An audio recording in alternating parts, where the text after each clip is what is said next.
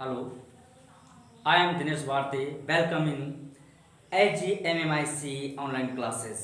जैसे कि इसके पहले आप पार्ट ऑफ स्पीच के बारे में पढ़ चुके हैं। पार्ट ऑफ स्पीच के बाद में आपको आज हम आर्टिकल्स के बारे में बताएंगे। आर्टिकल्स क्या होता है?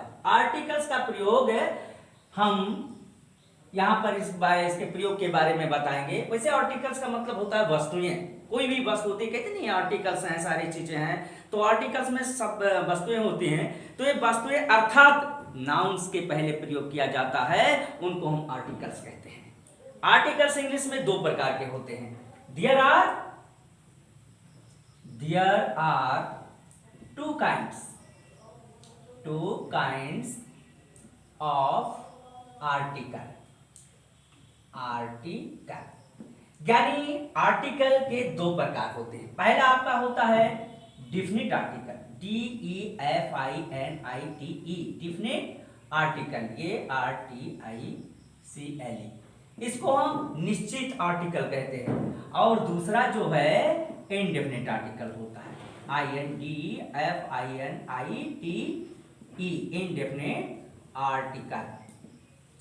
इसको हम अनिश्चित आर्टिकल कहते हैं।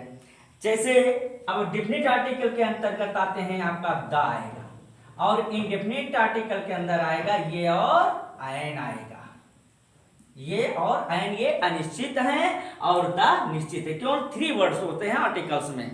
तो द का प्रयोग हम डिफिनिट आर्टिकल्स के रूप में करते हैं, और ये और एन का प्रयोग हम इनडेफिनिट आर्टिकल्स के रूप में करते हैं। इस प्रकार से हम ये जानते हैं कि ये जो ये और एन है काउंटेबल नाउन के काउंटेबल है, यानी किसी चीज को जो हम गिनते हैं उसको उसके पहले हम इसका प्रयोग करते हैं। तो ये एक सिंगुलर नंबर में होता है। ये और एन ये दोनों सिंगुलर नंबर में हैं। लेकिन सिंगुलर नंबर में दोनों होने के बावजूद हम इनमें 2 शब्द क्यों रखे हुए हैं? इसका भी एक तर्क है, कारण है। क्योंकि कुछ शब्द ऐसे होते हैं, अभी यहां पर आपको आगे बताया जाएगा। जैसे यूज आप ये लिखते हैं, यूज ऑफ ये का प्रयोग, तो ये आप जानते हैं इनडेफिनिट आर्टिकल्स है।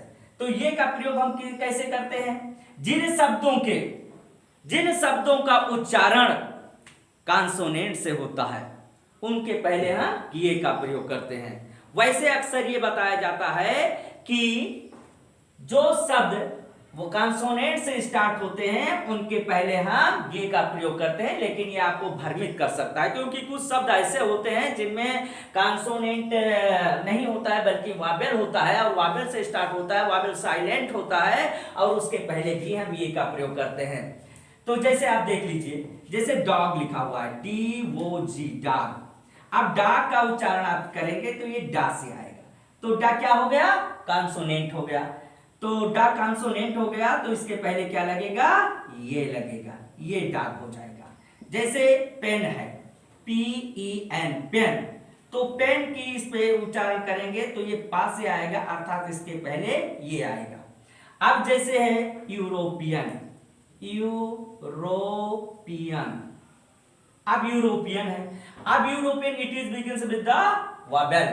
ये वावेल से शुरू हुआ है, EU से यूरोपियन है। तो EU ये आपका वावेल है। अब इसके पहले यहाँ पर कॉन्सोनेंट से शुरू होता था, यहाँ पर वावेल से शुरू हुआ है। अब इसके पहले हम क्या लगाएंगे? ये लगाएंगे, क्या लगाएंगे? अब अगर हम ये अपने दिमाग में रखे हुए हैं कि जो शब्द कॉन्सोनेंट से शुरू होता है उसके पहले ये लगाते हैं, तो ये आपका शब्द के पहले प्रयोग करना आपका एक गलत हो जाएगा आर्टिकल्स।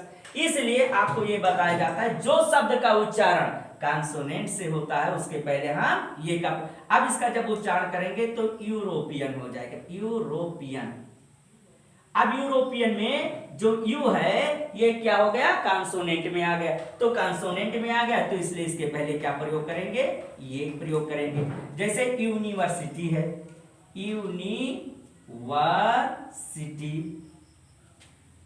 यूनिवर्सिटी। अब यूनिवर्सिटी का इसका जब ये यू से स्टार्ट हुआ है, और यू क्या है? वावेल है। लेकिन जब इसका उच्चारण करते हैं तो ये या से आता है, अर्थात या क्या हो गया? कॉन्सोनेंट हो गया। तो इसके पहले ये का प्रयोग करेंगे। जैसे 1 रूपी नोट, 1 रूपी नोट। तो 1 रूपी नोट, तो 1 के पहले आप क्या लगाएंगे? वन के पहले क्या लगाएंगे? तो वन क्या है? ये देखिए वो से स्टार्ट हुआ है वन, तो इसका उच्चारण करेंगे तो ये वा आएगा, और वा आया है क्या हो गया? कॉन्सोनेंट हो गया। सो हम इसके पहले ये का प्रयोग करेंगे। जैसे ओमेन लिखा हुआ है, ओमेन, ओमेन, तो ओमेन, ओमेन, तो ये वो से स्टार्ट हुआ तो इसके पहले ये का प्रयोग होगा। इस प्रकार से बी यूज, बी यूज ये before the word which sound comes with consonant, consonant, यानी इसका मतलब हो गया हम ये का प्रयोग करते हैं उन शब्दों के पहले जिसका उच्चारण कॉन्सोनेंट से आता है, उसका उच्चारण कॉन्सोनेंट से। इसके बाद में अब हम आपको आयन के बारे में बताएंगे, यूज ऑफ आयन। जिस प्रकार से ये का प्रयोग आपने देखा, ऐसे आयन का भी प्रयोग होगा। आयन, जैसे कि आप जानते हैं कि ये का प्रयोग हम कॉन्सोनेंट के पहले करते थे, और ये आयन का प्रयोग हम किसके उच्चारण के पहले करेंगे?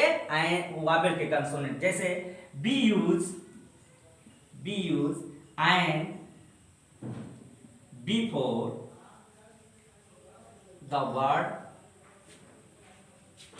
word या noun, word or noun, चाहे word कहिए चाहे noun कहिए, word which sound comes vowel। अब हम आयन का प्रयोग उन शब्दों से पहले करते हैं जिसका जो उच्चारण है वावेल से आता है। अब आपको ये ध्यान नहीं रखना है, ये मन में नहीं रखना है कि जो शब्द वावेल से स्टार्ट होता है उसी के पहले आप आयन का प्रयोग करेंगे। उन शब्दों के पहले आप करेंगे जिनका उच्चारण वावेल से आता है। जैसे आपने लिखा एग, ई डबल जी एग। अब यहाँ पर ई ये वावेल भी है, वावेल से स्टार्ट हुआ है, इसका उच्चारण भी ये आता है। जब करेंगे तो ये वावेल आएगा, तो इसके इस पहले आयन का प्रयोग करेंगे। जैसे एग, एलिफेंट, एलिफेंट। अब एलिफेंट के पहले ये देखिए वावेल से स्टार्ट हुआ है, इसका स्पेलिंग भी ये से आता, वावेल उच्चारण भी ये से आता है, इसलिए इसके पहले आयन का प्रयोग करेंगे।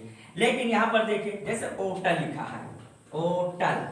अब इसमें यहाँ पर ओटल यस से स्टार्ट होता है, यस से स्टार्ट होता है, और एच क्या है? कॉन्सोनेंट है। लेकिन अब ये कॉन्सोनेंट है तो हम ये भ्रमित हो जाते हैं कि जब ये कॉन्सोनेंट से स्टार्ट हुआ है तो इसके पहले हम ये का प्रयोग करेंगे, लेकिन ऐसा नहीं है। जब इसका उच्चारण करेंगे तो होटल नहीं कहा जाता, ओटल कहा जाता है, ओटल। अब ओटल हो गया तो वो आया उच्चारण, तो वो क्या हो गया? वावेल हो गया। अब वावेल जब हो गया तो इसके पहले आप क्या प्रयोग करेंगे? आयन का प्रयोग करेंगे। इसी प्रकार से जैसे हॉस्पिटल है, हॉस्पिटल, पिटल। अब हॉस्पिटल के पहले, अब इसको हॉस्पिटल नहीं कहा जाता है, हॉस्पिटल कहा जाता है, तो इसका आ का उच्चारण हुआ तो इसके पहले आयन का प्रयोग करेंगे।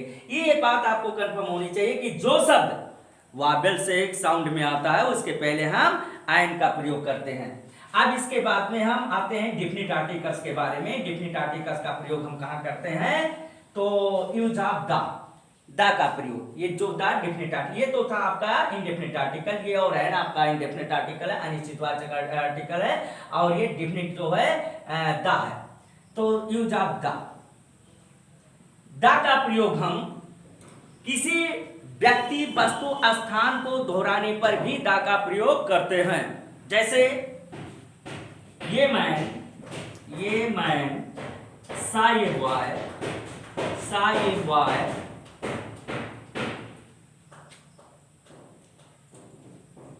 fell into a tank, into a tank. The man pulled the boy out of the tank.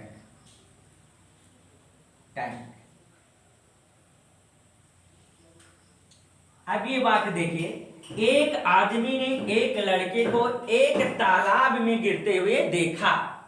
अब यहां पर वही व्यक्ति को, ये आदमी वही है, वही लड़का है, वही ये तालाब है। तीनों चीजों को पुनः जब दोहराया गया उसको हम अनिश्चयवाचक, उसको हम निश्चित करते हैं। तो यानी इसका उच्चारण होगा, एक आदमी ने एक लड़के को एक तालाब में गिरते हुए देखा, तो उस आदमी ने उस लड़के को, यानी ये निश्चित है आदमी कि वही आदमी था जो जिसने उस लड़के को देखा, वह लड़का वही था जो तालाब में गिरा, वह तालाब वही था जिसमें लड़का गिरा। तो तीनों चीजें निश्चित हैं। तो इस तरीके से जब दोबारा इसको दोहराया गया तो उसके पहले हम दा का प्रयोग करेंगे। तो उस आदमी ने उस लड़के को उस तालाब से बाहर निकाला। तो यहाँ पर व्यक्ति, लड़का और तालाब तीनों को दोहराया गया है, अर्थात तीनों को निश्चितता प्रकट की गई है। इसके पहले दा का प्रयोग किया गया है। दा का प्रयोग हम कुछ प्रॉपर नाउन्स के पहले भी करते हैं, जैसे कुछ जो पौराणिक हैं, हमारी धार्मिक ग्रंथों हैं, जैसे द रामायण, द महाभारत। और द का प्रयोग हम कॉमन नाउन के भी पहले करते हैं, जैसे the book, the pen, the tree, the chair इत्यादि होता है। द का प्रयोग हम कुछ नदियों के नाम से पहले, कुछ वैलीज के नाम से पहले, उसके पहले हम द का प्रयोग, पर्वत श्रृंखलाओं के पहले हम द का प्रयोग करते हैं। इस प्रकार से ये जैसे द ताजमहल हो गया, द गंगा हो गया, द अंडमान आइलैंड हो गया, तो इन सारी चीजों के पहले हम द का प्रयोग करते हैं। तो इस प्रकार से यहीं पर आपका आज ये चैप्टर फिनिश किया जाता है।